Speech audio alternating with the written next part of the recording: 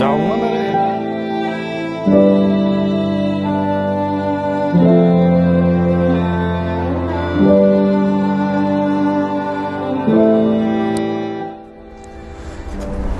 Сәлематсыздар ма балалар?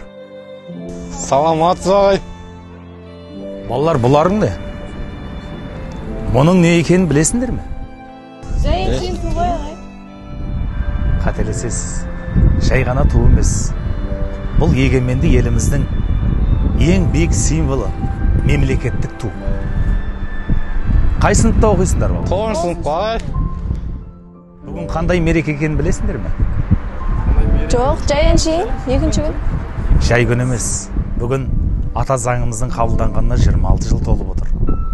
Мемлекеттік мереке бүгін. Я. Балалар, уақыттарыңыз болса, мен сіздерді рәміздер алаңына барып, осы рәміздеріміздің қадір қасиетін тереңінен түсіндірсем деп едім. Жарайды ағай.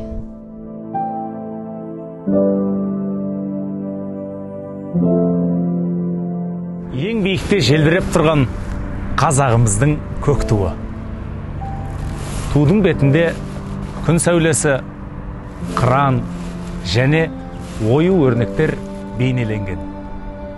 Тудың авторы Шәкен Ниязбеков.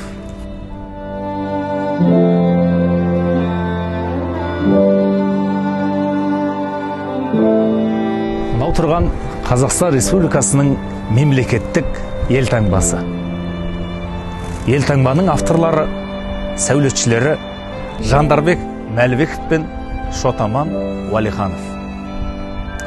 Елтаңбада шаңырақ және уықтар тарайды. Оның бір бөлігінде қанатты тұлпар, ал жоғары жағында жұлдыз белгіленсе, астындағы Қазақстан деген жазу республиканың атын көрсетіп тұр. Мемлекеттік рәміздердің ең маңыздысы ол әнұран. Әнұран мемлекеттің салтанатты әні болып есептеледі. Әнұранның әнін жазған Шәмші Қалдаяқов, сөзін жазғандар Жұмекен Нәжмеденов және Нұрсұлтан Назарбаев.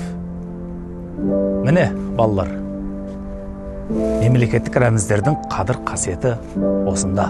Ал сіздер мен біздер сол рәміздерімізді қастерлеп, аялап жүруіміз керек. Бұл біздің азаматтық борышымыз, құрметті балалар.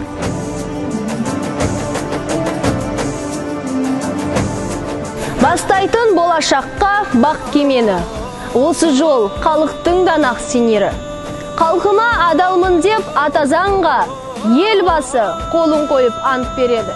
Болғанымен бұл өмірде айлан күшті. Ел үшін кім тындырар қайран түсті. Еліңнің дамуы мен дағдарысы ол дағы ата заңға байланысты. Елім менің аңсаған, тас бұғаудан босаған, құтты болсын